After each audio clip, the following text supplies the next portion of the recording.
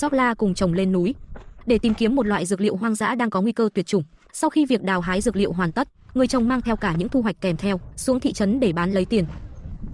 Sáng hôm đó, Sokla và chồng là Yakov đeo túi vải trên lưng, mang theo vài dụng cụ đơn giản, bắt đầu hành trình lên núi. Hôm nay họ đi tìm một loại cây thuốc hoang dã vô cùng quý hiếm. Loài thực vật này cực kỳ hiếm gặp trên toàn thế giới. Hôm nay họ không cần phải đi quá xa. Ngay phía sau túp lều cỏ của gia đình, trên sườn núi quen thuộc này. Gia đình họ mới chuyển đến sườn núi này chưa lâu. Là những người du mục. Cuộc sống của họ luôn gắn liền với sự di cư. Nơi nào có cỏ, có nước, nơi nào có thể tìm được thứ đổi lấy cuộc sống, họ sẽ đến nơi đó. Lúc này, hai người phải trèo lên từ sườn đá dựng đứng này. Đối với những người như họ, những du mục sống nhiều năm giữa núi rừng, con đường núi như thế này đã quá quen thuộc. Chẳng bao lâu sau, hai người đã lên tới lưng chừng núi và nhanh chóng phát hiện mục tiêu dưới một bụi cây.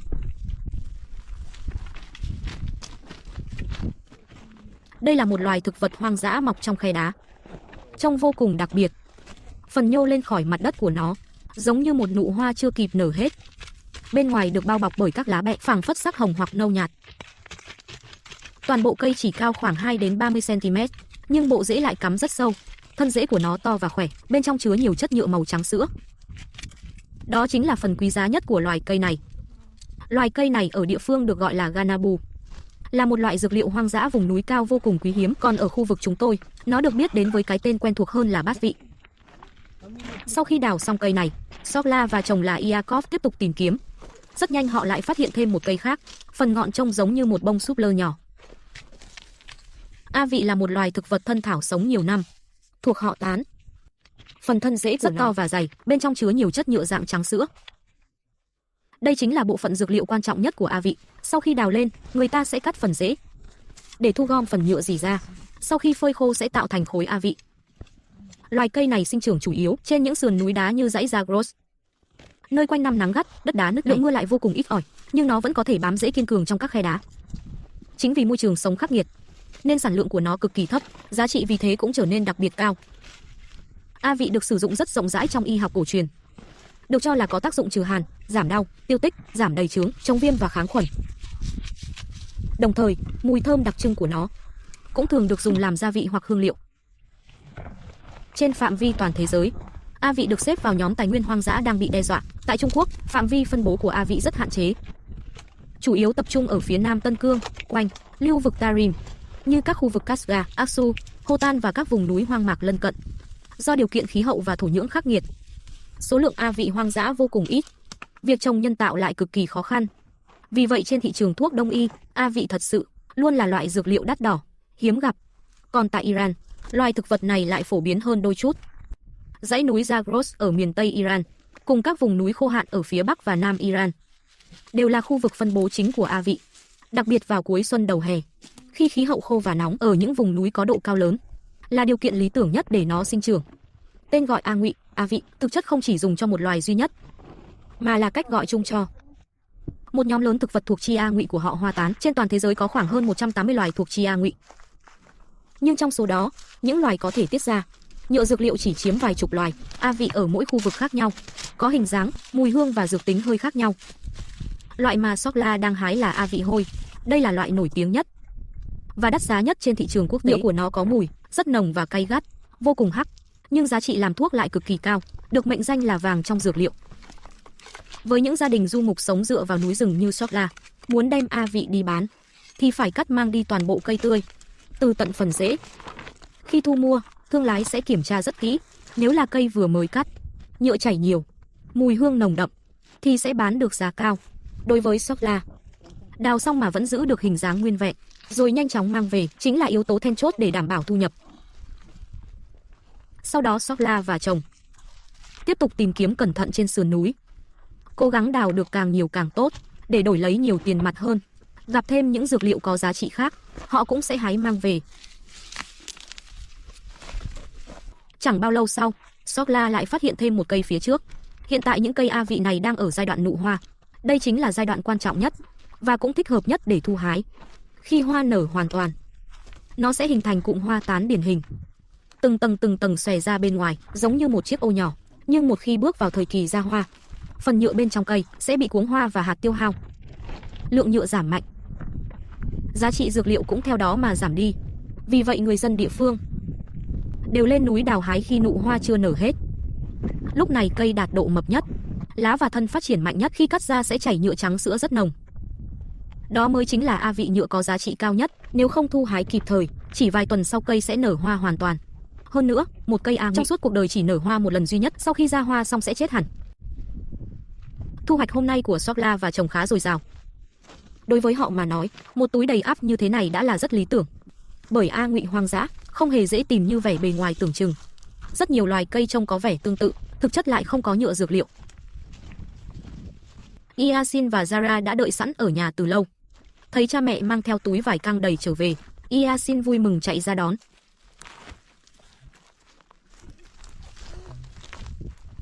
Ngôi nhà lúc này trông vô cùng đơn sơ. Chỉ là một túp lều dựng tạm bằng vài cành cây, đó là chỗ ở tạm thời của cả gia đình. Gia đình Sokla mới chuyển đến đây chưa được mấy ngày. Khi bãi cỏ chăn thả dưới chân núi cạn kiệt, họ sẽ lại tiếp tục di chuyển lên cao hơn. Lúc này Sokla lấy các dược liệu trong 2 túi, ra từng cây một, cho vào một chiếc túi lớn hơn, để tiện mang xuống thành phố bán.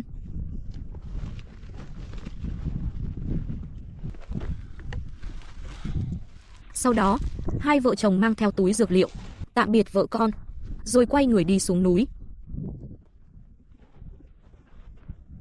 Đối với cả gia đình họ, số A vị hoang dã thu được lần này chính là toàn bộ hy vọng cho những tuần sắp tới. Liệu có mua được đôi giày mới hay không? Liệu có thể mua thêm lương thực hay không? Tất cả đều trông chờ vào chuyến đi xuống thành phố này.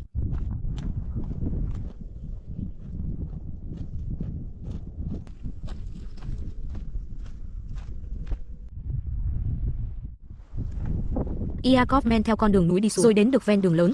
Đây là con đường duy nhất dẫn vào thành phố. Đúng lúc này, một chiếc xe tải của người chăn nuôi chạy tới. Anh liền bước nhanh lên phía trước, chuẩn bị vẫy tay xin đi nhờ. Với những người du mục sống trên núi, khi không có phương tiện đi lại, việc đi nhờ xe là chuyện rất thường xuyên. Anh nói vài câu ngắn gọn với tài xế. Sau khi xác nhận xong xuôi, anh đặt túi vải lên thùng xe, rồi lên xe đi về thị trấn gần nhất.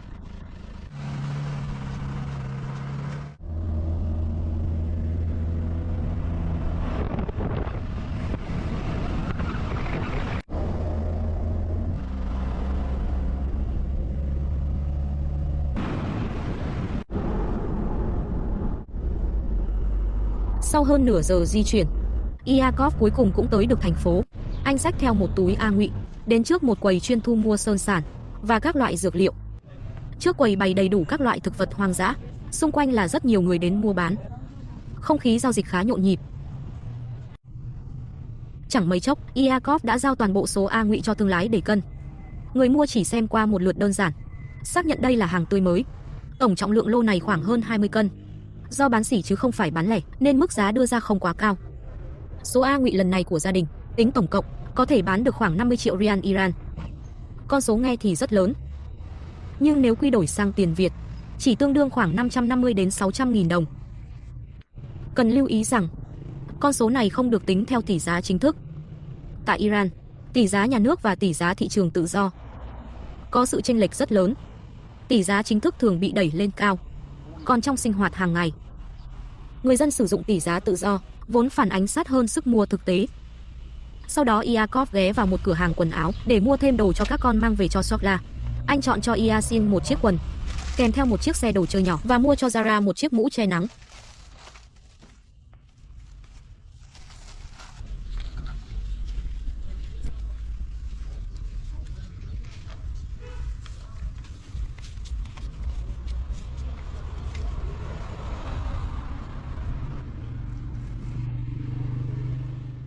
Sau khi thanh toán xong, Yakov lại bước vào một cửa hàng giày bên cạnh.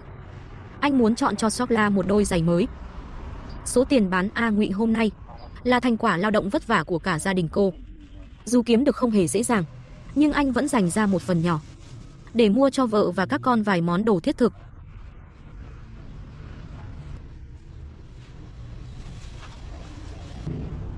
Tiếp đó, Yakov lại ghé vào một cửa hàng rau củ để mua một ít cà chua mang về cho Sokla. Đây là loại thực phẩm không thể thiếu của người du mục. Ngoài ra anh còn mua thêm dưa leo và vài quả cam, Những mớ rau quả tươi này chính là nguồn sống quan trọng nhất nơi núi rừng.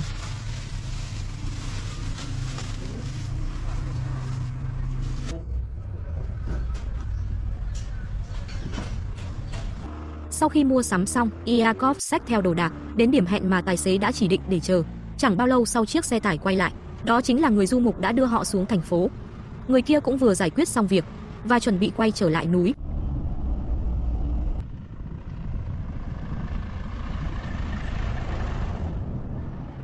Trên đường trở về, bất ngờ xảy ra một sự cố nhỏ.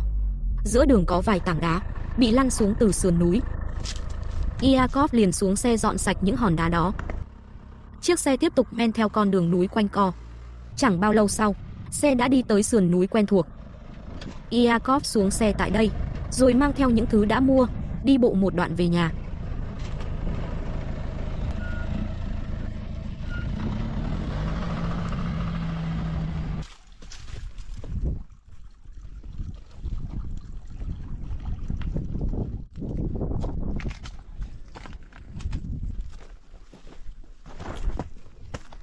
Khi còn cách nhà không xa, Yasin đã sớm nhìn thấy bóng dáng của cha. Cậu đứng trước túp lều vỗ tay liên hồi, khuôn mặt tràn đầy mong đợi. Cậu dường như biết rằng lần này cha sẽ mang về cho mình điều gì đó mới mẻ. Dù là trái cây, kẹo ngọt hay một món đồ chơi nhỏ, đều khiến cậu vô cùng vui sướng. Khi cả nhà đã quây quần trở lại, Zainab nhanh chóng rót cho cha một cốc nước, để cha vơi bớt mệt nhọc sau quãng đường dài. Sokla trải tấm thảm xuống đất, để cả gia đình có thể ngồi lại bên nhau, chia sẻ về một ngày lao động vất vả. Yakov lấy ra chiếc xe đồ chơi đã mua cho Yasin, cùng với một chiếc quần mới, sau đó lại lấy ra chiếc mũ dành cho Zara. Yasin mặc chiếc quần vào vừa khít người, không rộng cũng không chật. Chuyến lên núi thu hái ngày hôm nay, đối với gia đình của Sokla, là một khoản thu nhập rất thiết thực. Từ việc lên núi đào hái, đến vào thành phố đổi lấy tiền, rồi mang về những nhu yếu phẩm, mỗi công đoạn đều thấm đẫm mồ hôi và hy vọng. Số tiền còn lại, dù không nhiều, nhưng cũng đủ để gia đình cầm cự thêm một thời gian trong sinh hoạt hàng ngày, có thể mua thêm lương thực và váy áo cần thiết, giúp lũ trẻ tạm thời không phải lo lắng về bữa ăn tiếp theo. Cuộc sống nơi núi rừng là như thế, dựa núi mà sống nhờ núi, trông trời mà mưu sinh. Hiện tại gia đình Sokla đang sống trên sườn núi này, cuộc sống vẫn còn rất chật vật. Cô và chồng là Yakov đều là những người cần cù, nhưng với 7 người con trong nhà, từ ăn uống đến quần áo, rồi còn phải đi học, gánh nặng ấy không hề nhỏ. Thời điểm này Yakov vẫn chưa thể ra ngoài làm thuê. Những nhọc nhằn của cuộc sống hiện rõ trên gương mặt họ, và cũng ẩn trong những tiếng thở dài sau mỗi khoảng lặng.